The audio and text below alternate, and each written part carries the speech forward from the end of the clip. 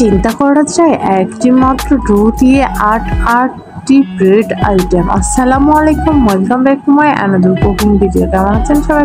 সবাই অনেক ভালো আছে। একটি মাত্র ডো দিয়ে আমি কি ব্রেড আইটেম তৈরি করলাম তার রেসিপি নিয়ে হাজির হয়ে গেলাম। ব্রেড তৈরি করার জন্য যে আমি আটার খামিরটা তৈরি করেছিলাম ওইটাকে আমি কয়েকটা অংশে বিভক্ত করে নেব। আর হ্যাঁ, ভিডিওটি অবশ্যই সম্পূর্ণ দেখার চেষ্টা করবেন। সম্পূর্ণ ভিডিওটি দেখতে অবশ্যই আপনার উপকারে আসতে পারে।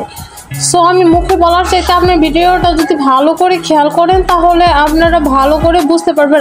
কোনো একটা কাজ শুরু করার আগে অবশ্যই তার প্রসেসিংটা সুন্দরভাবে এবং নিখুঁতভাবে শুরু করবেন। শ্রম এবং পরিশ্রম দুইটাই যথেষ্ট পরিমাণে ব্যয় করবেন, তাহলে যে কোনো কাজের মধ্যে অবশ্যই আপনার সফলতা আসবে ইনশাআল্লাহ।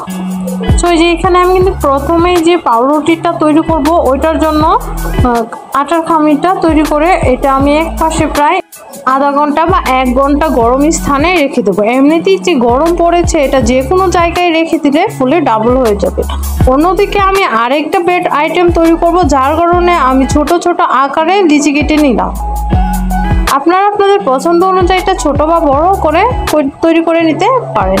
আমি এখন বাটার বান তৈরি করব। বাটার বানগুলো মাশাআল্লাহ অনেক সুন্দর হয়েছিল, কিন্তু এটা আমি অনেকক্ষণ রেখে দেওয়ার কারণে এটার যে শেপটা দিয়েছিলাম এটা সম্পূর্ণ নষ্ট হয়ে গেছে এবং ফুলতে এক পর্যায়ে এটা চেপটা হয়ে গেছিল। কোনো একটা দরকারে আমি একটু মার্কেটে চলে গিয়েছিলাম এগুলোকে রেখে, যার কারণে এরকম হয়ে গেছিল। কিন্তু খেতে মাশাআল্লাহ অনেক বেশি মজা হয়েছিল। টেস্টটা তো আর পরিবর্তন হয় না, হয়তো বা দেখতে একটু অসুন্দর হয়েছিল। বাটার বানটা বানানো হয়ে গেছে। অন্যদিকে আমি আরেকটা আইটেম তৈরি করার জন্য এখানে আটা বেলে নিচ্ছি। আমি এখন কয়েকটা মাঝারি আকৃতির রুটি বেলে নেব এবং এর উপরে আমি সামান্য পরিমাণে তেল ব্রাশ করে নেব। আপনারা চাইলে ঘি বাটার যে কোনোটা ইউজ করে নিতে পারেন। সো আমি এরকম করে 4 থেকে 5টা রুটি একটার উপর আরেকটা এরকম তেল ব্রাশ করে একটা আরেকটার সঙ্গে রেখে দেব। এটা আপনার রেস্টে রেখে দেবেন প্রায় 10 মিনিটের মতো। আমার হাতে সময় ছিল না, যার কারণে আমি রেস্টে না রেখে এটা সরাসরি তৈরি করে নিচ্ছি। এখন এটাকে ভালো একটা বড় রুটির শেপ দিয়ে দেব।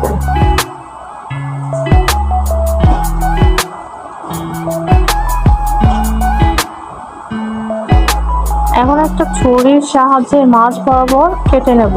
আপনারা ভিডিওটি ভালো করে লক্ষ্য করে নিলেই বুঝতে পারবেন যে এটা কিভাবে আমি তৈরি করে নিচ্ছি।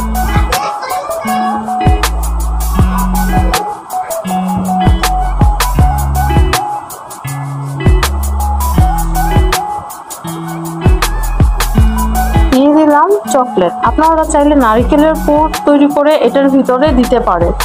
আমি এখন এইখানে দিয়ে দেবো পরিমাণ মতো সস দিয়ে আমি হাতের সাহায্যে এটাকে মিক্স করে নিলাম। আপনারা চামচ দিয়ে এটা তৈরি করে নেবেন। সো দিয়ে দিলাম আমার রান্না করা এক চিকেন ছিল, ওইখান থেকে কিছুটা পরিমাণে চিকেন দিয়ে দিলাম।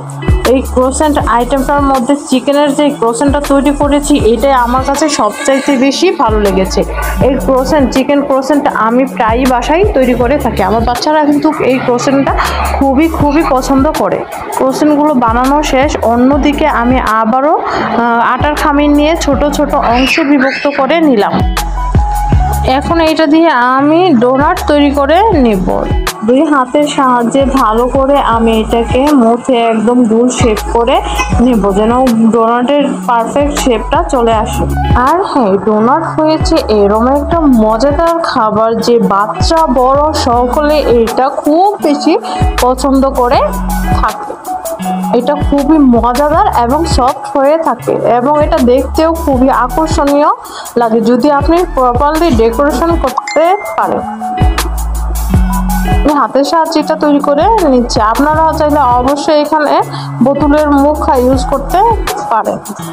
আমি কিন্তু ভাই একটি খামির দিয়ে এতগুলো মজার ব্রেড আইটেম তৈরি করেছি। এখন একটা রুটি বেলে নিয়েছি মাঝারি আকৃতির, মাঝ বরাবর জাস্ট একটু কেটে নিলাম। কেটে নেওয়ার পর এখানে আমি বাটার ব্রাশ করে দিলাম। বাটার না থাকলে অবশ্যই তেল দিতে পারেন, ঘি দিতে পারেন, সমস্যা নেই। দিয়ে দিলাম চিনি, দিয়ে দিলাম গুঁড়ো দুধ দিয়ে এখন এক পাশ থেকে জাস্ট উল্টে পাল্টে নেব, তাহলে এটা সুন্দর একটি ক্রিসমাস ট্রির মতো হয়ে যাবে। সো একই প্রসেসিংয়ে আমি বাকিগুলোও তৈরি করে নেব, কিন্তু এটার একটু একটু ফ্লেভারটা জাস্ট চেঞ্জ করে দেব। সো আবারও আমি এখানে বাটার ব্রাশ করে নিলাম, দিয়ে দিলাম নারকেলের গুঁড়ো, দিয়ে দিলাম গুঁড়ো দুধ এবং দিয়ে দেবো চিনি। এটার টেস্টটা কিন্তু মাশাআল্লাহ অনেক বেশি মজা হয়েছিল নারকেলটা দেওয়ার জন্য। সব সময় চিকেনের পুর দিয়ে যেটা তৈরি করতে হবে তা কিন্তু না, এখানে কিন্তু আমি চকলেট দিয়ে দিলাম খুবই সামান্য পরিমাণে। আর অন্যদিকে আমি আবারও বাটার ব্রাশ করে নিলাম। এখন এটাতে আমি কোনো রকম মশলা বা কোনো রকম চকলেট না ইউজ করে জাস্ট নর্মাল এটা তৈরি করব।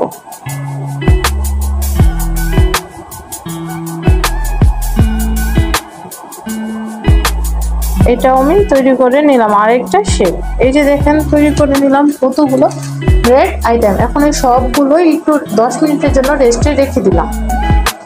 এইটুক ফুলেছে, এটা আরও রেখে দিলে ফুলে একদম ডাবল হয়ে যেত। পাউরুটিটা এখনো ফুলে না, বাট এটাকে আরেকটু রেখে দেবো সম্পূর্ণ ফুলার জন্য, অপেক্ষা করে নেব। আর এটা এদিকে ফুলে একদম একাকার হয়ে গেছে, যার কারণে এটা শেপটা নষ্ট হয়ে গেছে। সো এখন এগুলোতে আমি ডিম ব্রাশ করে ওভেনে বেক করার জন্য চলে যাব। ডিম ব্রাশ করে উপর থেকে কিছুটা পরিমাণের তিলও ছড়িয়ে দিলাম। সো এখন এগুলোকে বেক করা পালা। সো এই যে দেখেন আমার ওভেনে বেক করা হয়ে গেছে। মাশাআল্লাহ মাশাআল্লাহ এত বেশি মজা হয়েছিল, ওটার মুখে বলে বোঝানোর মতো ভাষা আমার নেই। সো এই জন্য রেসিপিটা আমি শেয়ার করে দিলাম। আপনারা অবশ্যই অবশ্যই বাসায় এই রেসিপিটা একবার ট্রাই করবেন। মাশাআল্লাহ সব কিছুই একদম পারফেক্টভাবে হবে। এবং আটার খামিরটা আমি কিভাবে তৈরি করেছি ওর ভিডিওটা আমার ইউটিউব চ্যানেলে দেওয়া আছে, আপনারা চাইলে ওইটা দেখে আসতে পারেন। দেখেন ডোনাটটা কতটা পারফেক্ট হয়েছে এবং এতটা সফট ছিল যে মুখে দেওয়ার সঙ্গে সঙ্গে এটা মুখের মধ্যে মিলিয়ে গিয়েছিল। প্রত্যেকটা আইটেমই আপনাদের সঙ্গে আমি একটু একটু করে শেয়ার করে নিলাম। শুধু দেখলেই সুন্দর হলেই হবে না, অবশ্যই খেতেও অনেক বেশি মজাদার হতে হবে। সো এটা দেখতেও যেরকম সুন্দর, খেতেও মাশাআল্লাহ অনেক বেশি মজা হয়েছিল। সো বন্ধুগণ ভিডিওটি কেমন লেগেছে আপনাদের কাছে জানাতে একদমই ভুলবেন না। যদি ভিডিওটি ভালো লাগে তাহলে অবশ্যই তো চ্যানেলটি সাবস্ক্রাইব এবং ভিডিওটিতে একটি লাইক করে দেয়। সবার জন্য ভিডিওটি এই পর্যন্ত। আল্লাহ।